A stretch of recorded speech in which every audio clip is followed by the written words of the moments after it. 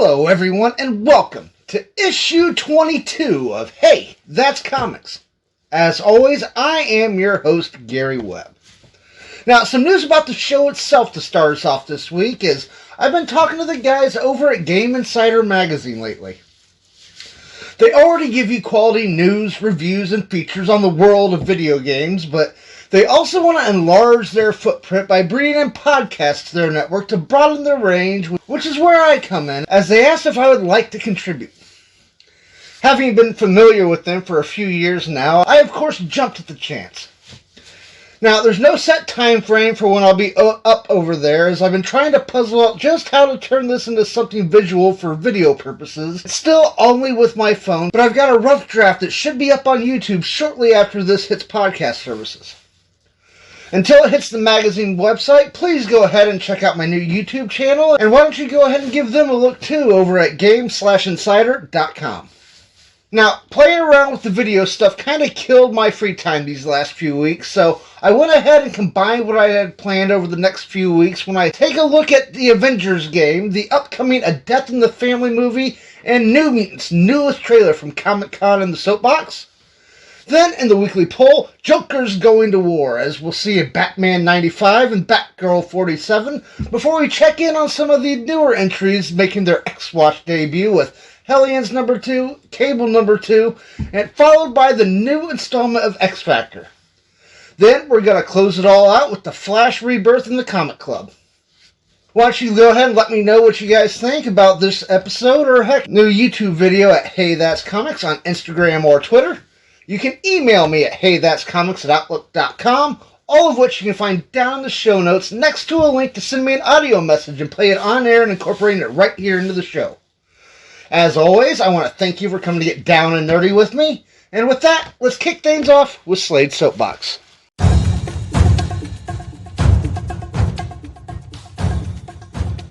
Slade's Soapbox. One of the games that I've had on my radar for months and even pre-ordered at tax time is unsurprisingly Square Enix's upcoming Avengers game. Of course, that seems like a given since it's a big budget comic property game, hence I'm bringing it up on here. But it goes beyond that, as Crystal Dynamics is the studio behind the development.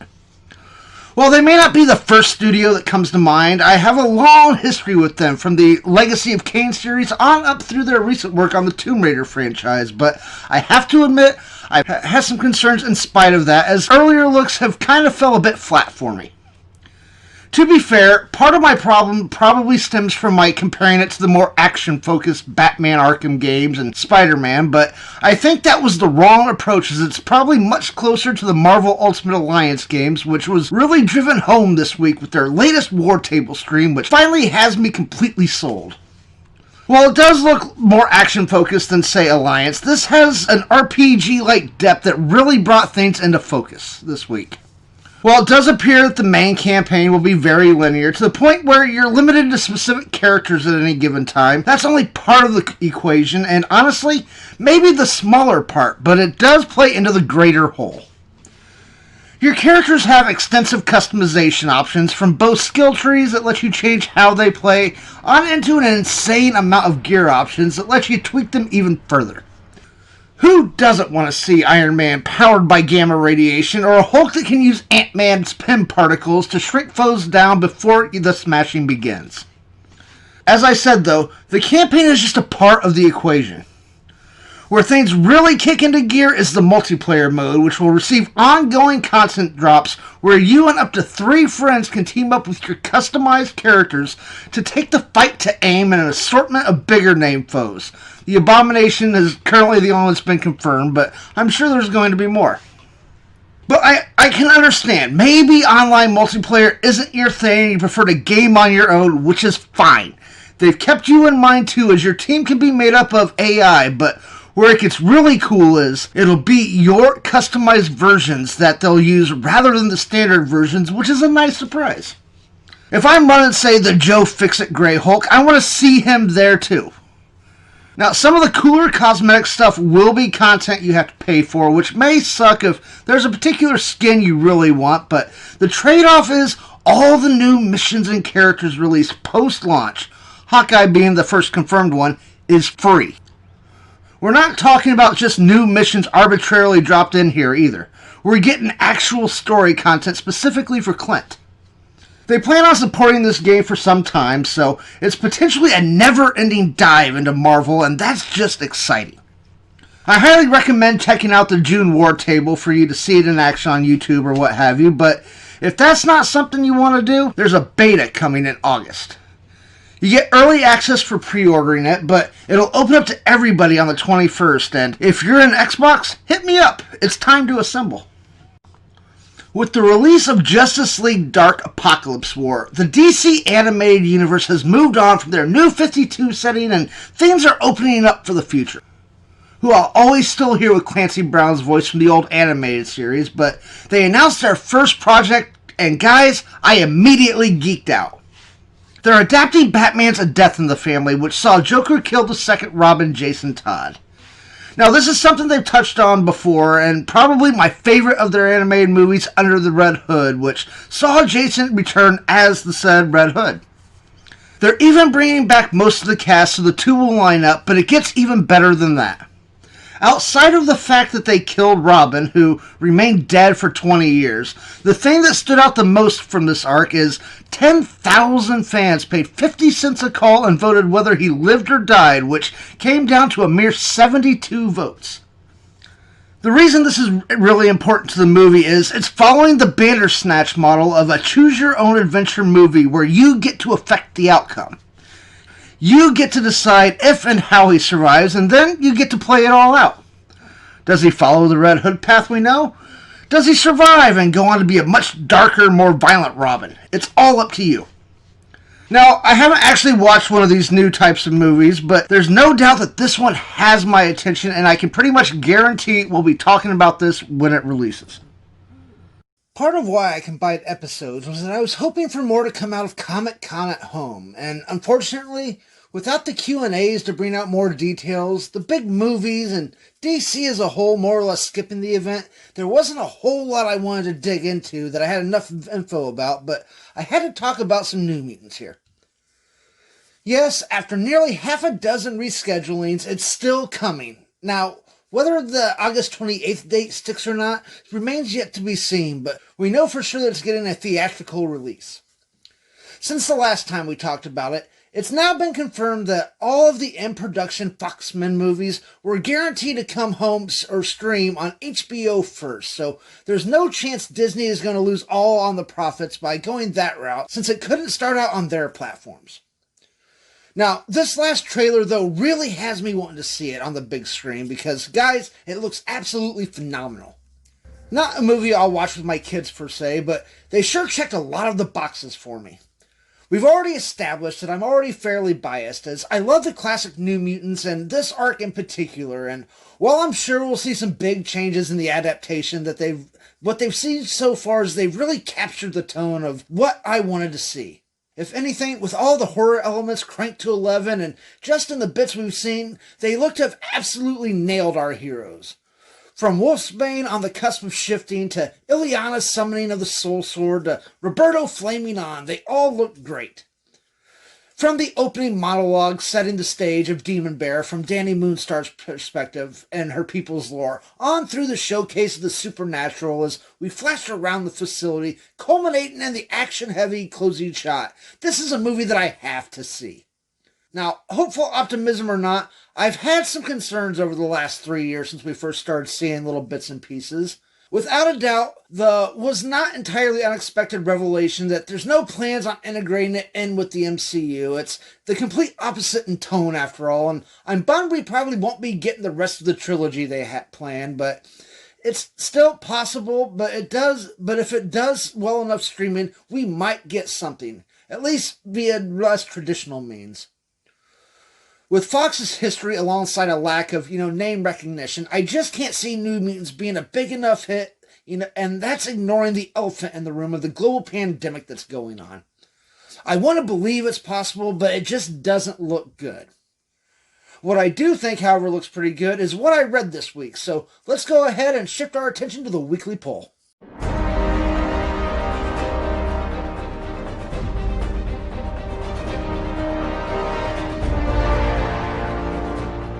the weekly poll. I honestly think that this is the first time we've checked in with Batman since James Tynion IV and George Jimenez took over for Tom King, but now's the time, as this issue is the start of the Joker War. Now, in the lead-up, Joker enacted a master plan that basically strips everything from Batman. The wealth, the home, even his first son having brainwashed Nightwing, which we'll definitely dive into when the next issue of that hits up, but instead, we are going to check in here at the beginning of this fight, Joker's first run. As we touch base with, the early high points, at least from Joker's perspective, we see that even at that beginning, at that early stage, Bruce knew Joker was different than the rest. An entirely different breed of villain, but as Alfred says, at least no matter how dark the madness, he'll never have to face the madman alone. We then hit to now, where Bruce is very definitely alone. Wayne Enterprises has suffered a hostile takeover. Bruce himself is being investigated for embezzling funds to help fund the Batman's war on crime, which, to be fair, is true. And at this point, Joker's gang, under the direction of his new female sidekick Punchline, do everything they can to keep the pressure on. Now, speaking of Punchline, her and Joker are using a toxin to force Lucius Fox to hack into the mainframe of Bruce's computers at Wayne Tech. What's worse is, he's conscious of what's happening, he just can't stop himself. He's already learned that try as he might, he's not Alfred, and he hasn't been able to help Bruce as he should, and I can only imagine the guilt that this will add to his load going forward. The clown, however, isn't there. Now worth $100 billion, he's out shopping. In fact, he's buying a certain theater in Crime Alley. Yep, we're talking the one where Bruce's parents were shot leaving. And this ties into how, ever since Snyder and Capullo's run, the Joker's taken the creepiness of old and combined it with an intimacy that takes it to a whole other level. Here, he and his Jokerized audience are going to watch the very movie that led Bruce to tragedy and his eventual inspiration, The Mark of Zorro. It's even bigger than that, though, as Joker's right-hand man, the Underbroker, keeps the police from storming Wayne Towers, as they're now aware that Joker's the one who's took over the place, and sets his men to buying every theater in town, all to play Zorro, just to dig the needle that much deeper into Batman. Like I said, he kept the cops out, but not the Bat. Using a nice new vision tech that's straight out of the Dark Knight, allowing him to, see through floors and walls, kind of like in the sonar view, Batman cuts his way inside. He ends up reaching one of his micro caves that he has hidden throughout the building, only to find Punchline, who's wise to the game. They battle back and forth when Bruce suddenly gets dizzy, overcome by a mixture of fear gas, Joker toxin, and just a little bit of venom, so it doesn't kill him out of this. And at this point, out of his mind, Bruce makes a run to his way out when he's stopped by Alfred's voice. Thrown even further into confusion, Bruce rails against this being possible, and he makes it to the hole that he cut in, only for the Batwing to rise up above him and fire at him as Alfred says, "We're all dead." Now, it doesn't feel like nearly enough time has passed since Bane broke Alfred's neck, so clearly this is the effects of the gas that Punchline has been inoculated to over the last year. But how far does that go? Did Batman really just get exploded? Is he just laying in a huddled mess at Punchline's feet? Am I perhaps wrong and Alfred's actually there, but Bruce's mind is contorting the whole thing in an attempt to save him into an attack on him? Now, it's probably not the last one, but we'll have to wait and see, as it's time for us to check in what Joker's got going on, in addition to buying some new theaters. Our other stop in our look at Joker War is over in Batgirl 47 from Cecil Castellucci and Rob Rodriguez. Now, admittedly, I'm not current on exactly what all's been going on with Barbara at the moment, but given the history between her and Joker, I always check in to see what the next step is in their and how things go on with them. As controversial as The Killing Joke was, and to be fair, it remains so to this day, you can't deny it's had the impact that it's had on their dynamic. Now, here we start out innocently enough. Babs has just had a date and is full of optimism. She settles down for a nightcap and some TV when things seem to be out of place. The smell of rotting flowers wafts in, and she notices the table is a few degrees off center. I mean, she has got an eidetic memory after all, and she knows someone's there. A hurled glass of wine finds her stalker, the clown prince of crime, standing off to the side. She's reliving the night as she goes on the offensive, desperately praying that this is a dream when he drops her with a small device electrocuting her through the implants that's allowed her to walk again. Laughing maniacally, he's thrilled to be united again with one of his favorite playmates as he sits there and watches her struggle.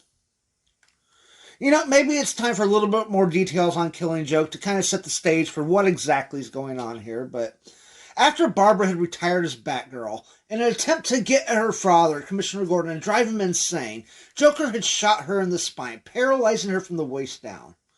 From that point in the 80s until the advent of the New 52, she couldn't walk. Now, personally, this is my favorite period for her as a character, as rather than be defeated, she transitioned to a new role, one where she became the information hub for really the entire superhero community as Oracle. Now, with the New 52 relaunch, an implant had been developed, allowing her to regain the use of her legs and return to a more active role on the front lines. An unhackable implant developed by Wayne Tech, which means now that Joker's got control, he's got access to it. Living her darkest nightmares right here at hand, Babs fights through and actually does manage to go on the offensive despite everything, but her aim is off and the Batarangs miss their mark. Impressed by the gumption, but undeterred, Joker takes full control of her body and gets to what he wants. He's really just there to talk. Rather, he wants to talk about and find the keys to Batman's computers down in the cave, fully being able to take control of everything. Joker pokes and prods out at her belief in the Bat, and how he's killed but never in defense of, say, her, or Jason, or Dick. No matter what they do to them, Batman never stands up for them themselves. Barbara just laughs at this, fully aware of Jay's twisted fixation on Bruce, and while Joker loves jokes, he hates being the punchline, and he takes her up to the roof. Now, on the way, she does manage to set off a silent alarm, but as she thinks about it, she realizes where she made her mistake. That alarm triggered an alert for Alfred, who, of course, is no longer with us. There on the roof, while he's threatening the city she's sworn to protect and poking holes in her self-image, she finally gives in. At least in an extremely cryptic manner in an attempt to help buy time. Needing to revel in his superiority, he's going to make Babs watch as he cracks the riddle of the computers when she lets the mask fall. They'll, as in the entire Bat family, will be coming for him, and he's not in control like he thinks he is. Now, at this point, she pulls out a knife and destroys the implant by plunging it into her spine, the determination of which rocking even the chaotic clown, and as she falls down, grabs a nearby metal rod and hurls it into the fleeing Joker's back as she collapses, and we close on each of them, lying in growing pools of blood. Now, of course, neither of them is going to die here, but I found this to be such a strong story that played into their entire history, and I definitely think you should check it out. And in this week's X-Watch,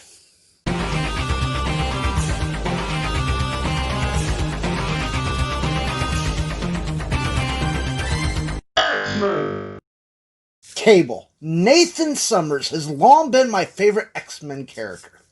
It all goes back to my New Mutants / early X-Force fascination, so to say that I've been eager to talk about this new series is definitely an understatement. Now, for those who may have missed or forgotten the few times that we've talked about him, let me give a little bit of history on where he's at this point, as the status quo shifted quite a bit just before Dawn of X started.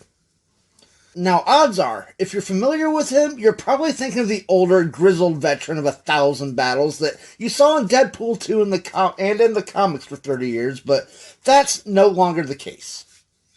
Our time-hopping mutant came back as a teenager to kill his older self for letting the younger version of the original 5 X-Men muck up the timeline during the Extermination arc, which left us with the current teenage version, who's also responsible for bringing his dad Cyclops back to the land of the living following the death of X-Arc. He's primarily popped up in Hickman's X-Men and Fallen Angel series, but now he's back in his own title from Jerry Duggan and Phil Noto.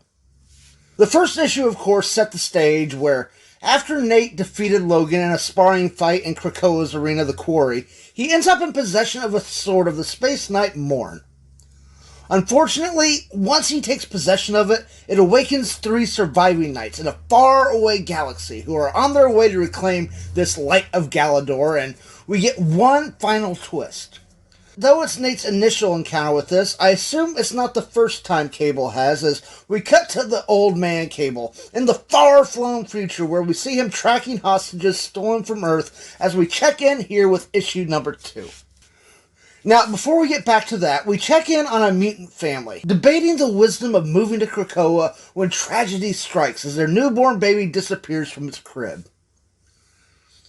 The news carries through the Daily Bugle, and Nate's not happy, nor do the police appreciate him sticking his nose into an active investigation.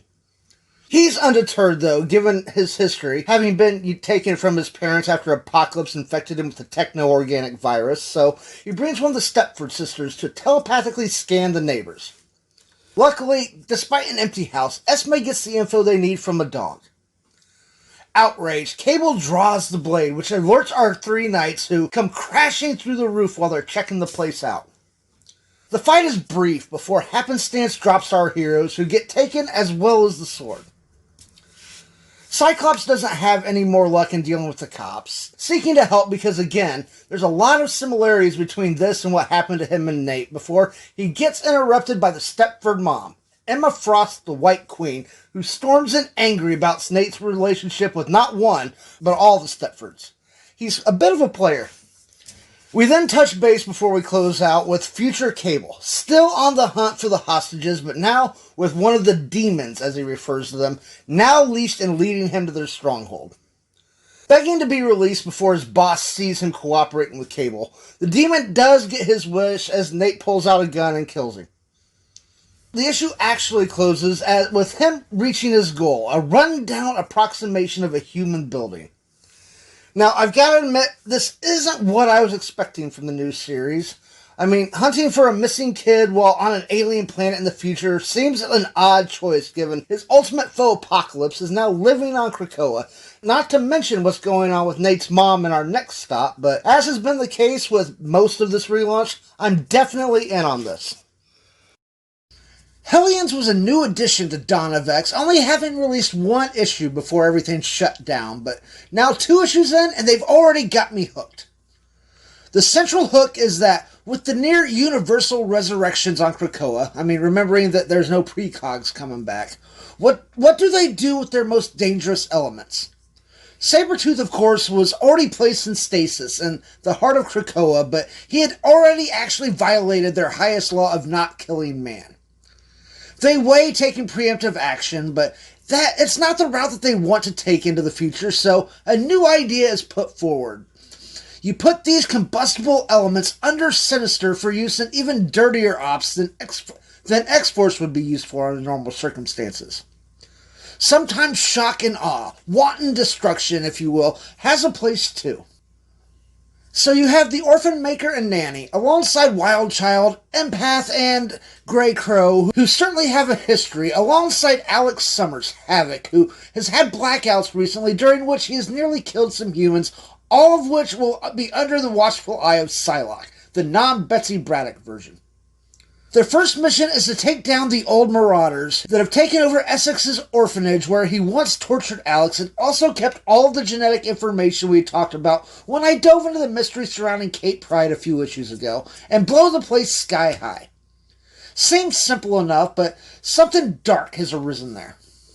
At the newly renamed State Home for Foundlings, the police have cordoned the place off and are feeling extremely uncomfortable waiting on the muties to come deal with the situation, but we don't have long to wait as Psylocke leads the team in, ready to bring the house down. Now, it's readily apparent how thin of a leash the Hellions are being held by as, almost instantly, Wildchild lashes out at a K-9 cop and they're hurried away inside.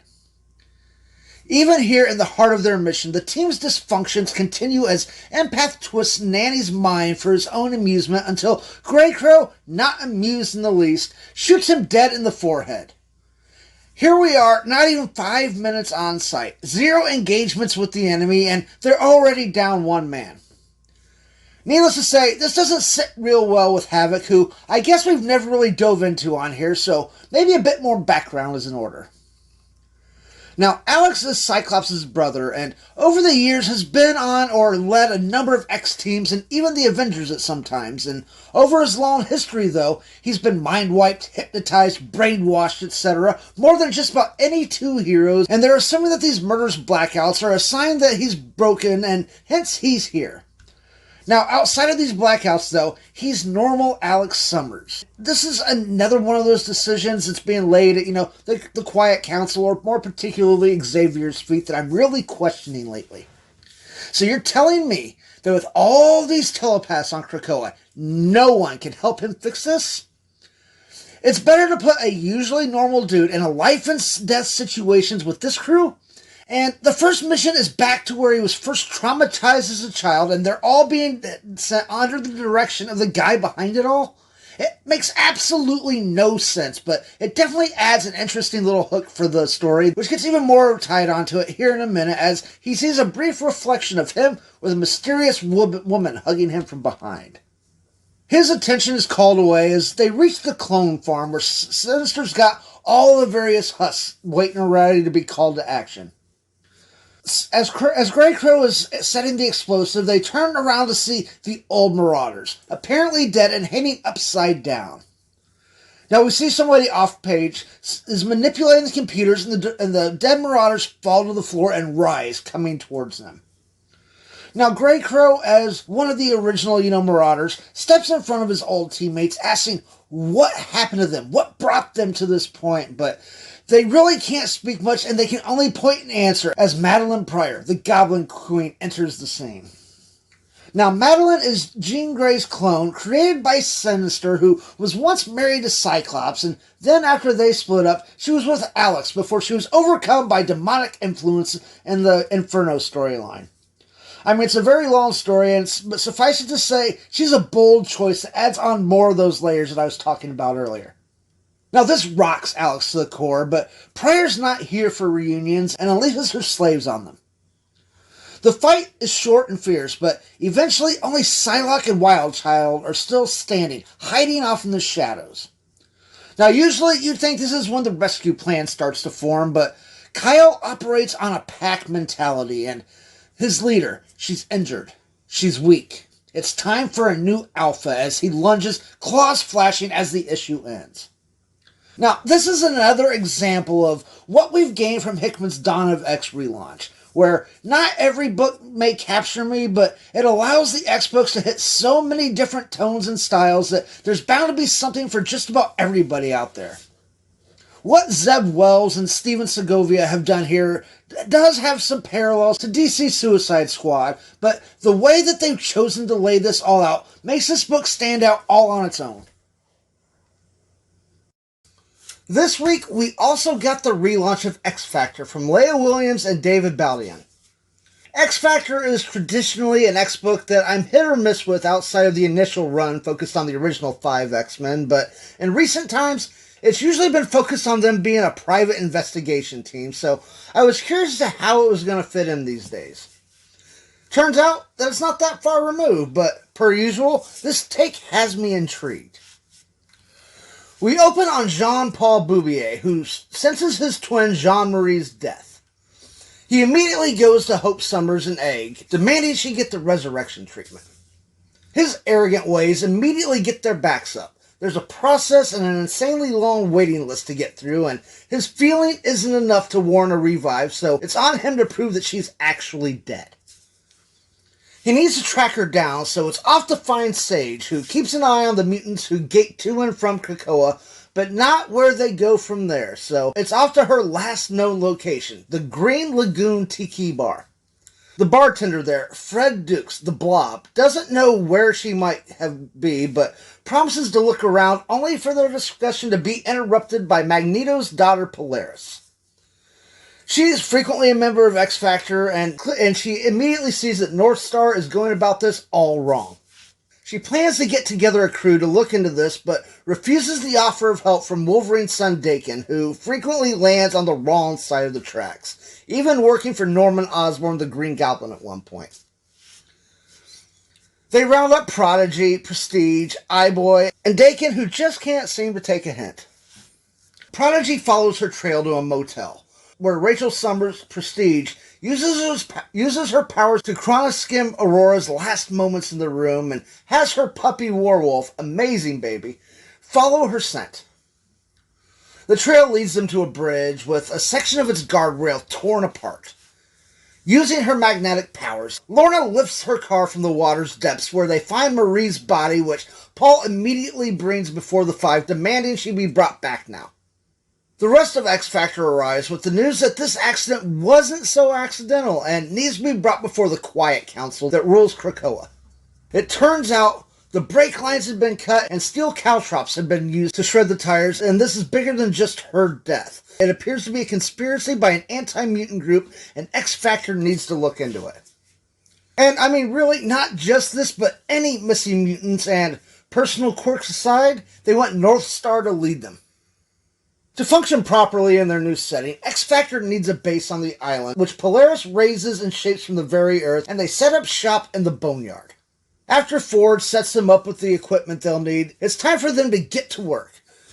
So basically, we don't get much more than the basic setup in the first issue, but if nothing else, the character dynamics and their back and forth has my attention so far, and we'll definitely be checking back in on this in an issue or two. But that's in the future, so let's turn our attention to what's come before with the Flash Rebirth in this week's Comic Club.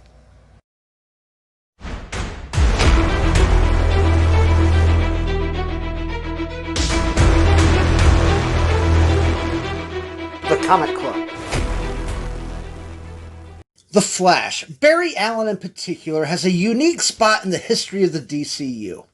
His introduction is considered the launch pad for what we call the Silver Age, as he, as the new Flash, led the charge of new versions of the Golden Age heroes, much like Hal Jordan did for Alan Scott. And he also kind of cemented their multiverse when he crossed over with Earth 2's Jay Garrick in the classic Flash of Two Worlds story. As time went on, though, his series was struggling, which led to his big moment in Crisis on Infinite Earths, when he sacrificed himself in the bid to stop the Anti-Monitor from wiping out existence. His sidekick, Wally West, who I brought up ad nauseum at this point, stepped up and assumed his hero's mantle for decades, up until Grant Morrison's Final Crisis, where Barry returned from the Speed Force into which he had vanished, a man out of step with the modern world, which is where we come in with Flash Rebirth by Jeff Johns and Ethan Van Sciver. This, in a lot of ways, is very similar to Johns' Green Lantern Rebirth that we looked at in issue 11, that we get the classic hero returning to prominence while not tossing out everything that came before, which is, my preferred method. We open up in the Central City PD crime lab, where a couple of scientists are struggling to put the clues together of a case where they are interrupted by a shadowy figure who slays them both with a rod topped with a lightning bolt, before our foe gathers the necessary chemicals to complete his goals. He claims that he's brought Barry back, which is the worst thing he could have possibly done to him. The world and Central City in particular are celebrating that its lost champion has miraculously returned from the dead, though the rogues and other former foes see the picture a little bit differently.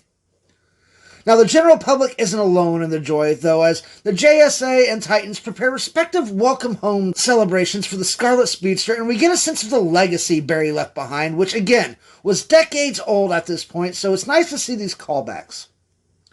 Now, not everybody is happy, though. Bart Allen, Kid Flash 2, Impulse as you might know him, harbors a lot of resentment that Barry escaped the Speed Force while his old mentor, Max Mercury, hadn't. This return is very emotionally charged, and despite everybody's plans, Barry isn't at any of the gatherings. Instead, we finally track him down at the Flash Museum, trying to come to grips with the new world. It's really a lot like what we saw Captain America doing in the MCU. I mean, he's trying to figure out exactly what's happened and also how everybody's now seeing him. I mean, it's such a very different place than where he left, which we'll get to here in a minute. The fastest man alive is overwhelmed by the pace of the world in modern times, but a lifeline comes in the form of Hal Jordan. The brave and the bold are back together after both having been, to the other side and back. The difference here, though, is where Hal rides the tides of fate, Barry is constantly questioning the whys of it all as he feels the Speed Force calling to him. He feels his new lease on life running out already, so he has to make do with the time he has and races off to save everyone he can. We flash briefly back to his childhood when we see when he was first too slow to save someone. The day his mother died and his father was arrested for the murder. For those of you familiar with the CW series, you probably know where this is all leading, but maybe some of you don't, so we'll wait until we actually get there. But yes, this is the story that set the basis for everything we've watched thus far. Running almost outrates the memories. Barry pushes harder and harder when speed lightning builds up, bursting forth, bringing the now freed Savitar from his prison in the Speed Force. Barry's never faced Savitar. He appeared during Wally's run, but he knows he's a murderer, he knows that he's guilty, and so he moves to bring him down. However, as he snatches hold of Savitar's shoulder, there's a feedback, and as Barry is unwillingly sped up, Savitar shrivels to a husk and disintegrates, while at the same time, all of the other speedsters are rocked by bursts of lightning. We may not know for sure what's going on right now, but it's big enough that even the residents of Gorilla City are taking note, with the prophetic cave paintings of Barry draining speed from everybody else. With no clue as to what just happened, Barry is in full police mode, trying to find some clues. Leaving Hal, who had finally caught up to him, to kind of contain the scene, Barry goes to bring in Wally when he has a momentary flashback to coming home to the cops being outside of his parents when he's confronted by yet another of the same circumstances outside of his wife Iris's house. In the space between seconds, we get to see Barry relive the events leading to his meeting of Iris. Not incidentally, we also get a canon reason behind why he always wore a bow tie back in the day, not entirely unlike what Johns did when he was explaining why Hal constantly wore the leather bomber jacket. I mean, I know I'm getting sidetracked here, but I love when they take the time to explain the little things. Anyway, tragedy hasn't struck, at least not yet, as it's merely Captain Fry trying to bring Barry back to the crime lab over the deaths that we saw at the beginning of issue 1. Wonder Woman had arranged for Barry's return to be explained as him exiting from witness protection via her contacts in the government. Barry's sharing of why he's struggling so much, not the least of which is how everyone treats him like a saint despite the things that he had done leading up to Crisis. His father remaining unfree, his mother's killer never found, killing Professor Zoom, and then running away in the future afterwards. He doesn't see why he's been brought back. The contemplation, though, as he's explaining to Iris, gets interrupted as the phone rings. It's Wally, with news of the speed seizures that have hit everybody else. As our two flashes meet to compare notes, they're drawn to reports of a freak lightning storm in the heart of Fallville, the place where Barry was born. In the heart of the storm, lying in a scorched circle of Earth, is the corpse of the Black Flash, the dark entity of death from the Speed Force that brings the speedsters into it when their time has passed and it's time for them to enter the Speed Force itself. As they ponder how exactly you kill death, they're attacked by Savitar's priestess Christina, who's come for vengeance. As with her master, though, a mere touch from Barry and she's destroyed, but this time, the ensuing power surge in Barry has a more dramatic effect, changing him. He is now the new Black Flash, the power of death.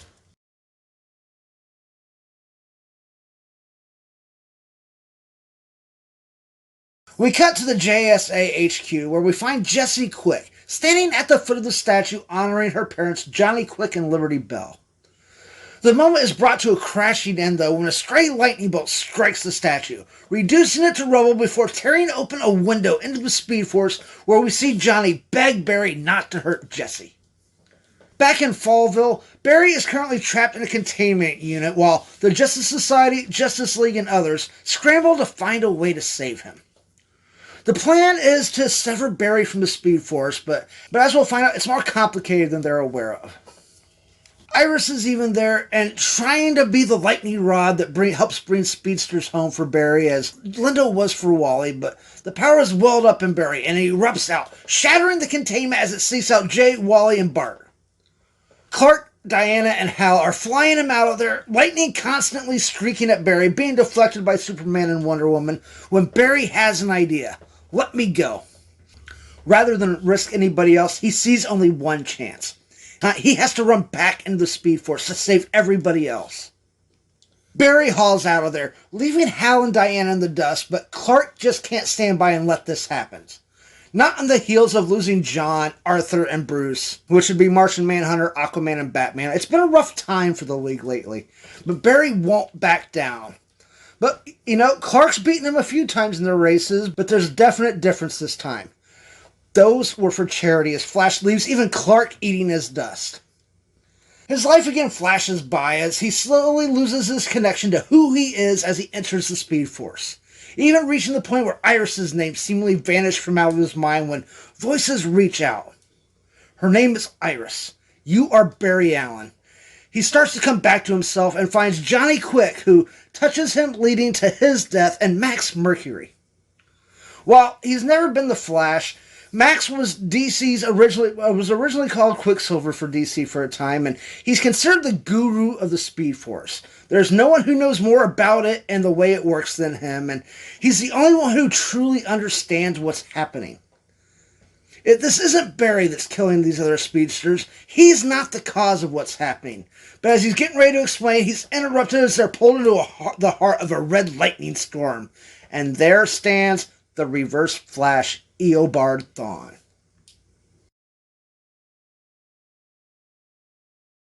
I'd say that the three battle it out here in the heart of the negative Speed Force, but that's not really true, as Thawne pretty much has his way with them, and we get our villain monologue out of the way. His negative energy, corrupting the positive, is what's causing the deaths of the speedsters. That's what he was doing at the crime lab, recreating Barry's accident with a little twist, all to turn Barry into a weapon against his own family. Not only would Barry then go down in history as a monster rather than a martyr, but he'd be tortured with guilt all along the way. It's an ambitious plan for revenge, but there's yet one plan bigger. We get a quick check-in at Fallville that shows nobody liking Barry's choice, but one in particular who's ready to do something about it is Wally, and he's going in. Which may have been a bit premature, as at the West's house where Wally's wife and kids wait for things to sort out, Thawne shows up looking for Linda. You see, he'd left Barry and Max trapped in his force, but Max knows the truth. Barry can't be cut off from the Speed Force. He's not stuck. The bolt of lightning didn't give him access to it. Rather, the simple act of Barry running is what generates the Speed Force itself. He's the source, and he needs to run.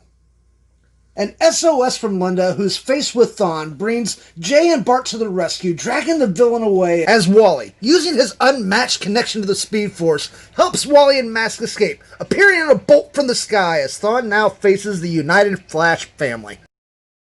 Our story again flashes back to the past as we see a rather mundane moment between Barry and his mom, Nora, broken down in the rain along the side of the road, because it really does tend to be the littler moments that stick with us, before showing us his unending struggle to solve her murder before his death.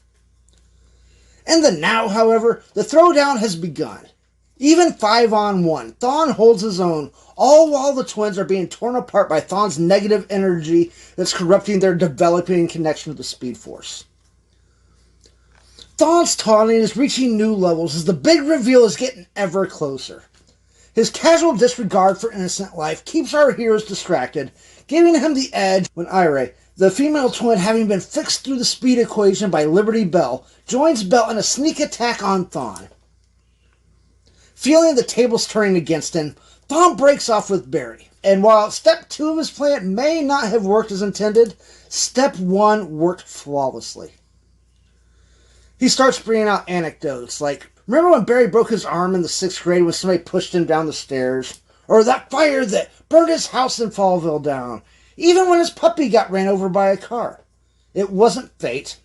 Those weren't accidents. It was him all along, tormenting his greatest foe before Barry had even met him. And that's when it clicks. Thawne did it. Thawne murdered Barry's mother. Of course, if you follow the show, this is not in any way a surprise and loses some impact, but to us over in the world of comics at the time, this was huge. I'll admit I was confused at first when the story opened about the whole murder thing when this launched, because Barry's mom wasn't murdered during his childhood and pre-crisis, but in the intervening years, and due to both hard and soft reboots of canon, I just kind of rolled with it. Johns, of course, had bigger things in mind, and it really cemented Reverse Flash's place in a modern context. Thawne's not done, though, nor it was just the start. What if we go back and kill Iris before the first date, he wonders, as he races off to the past.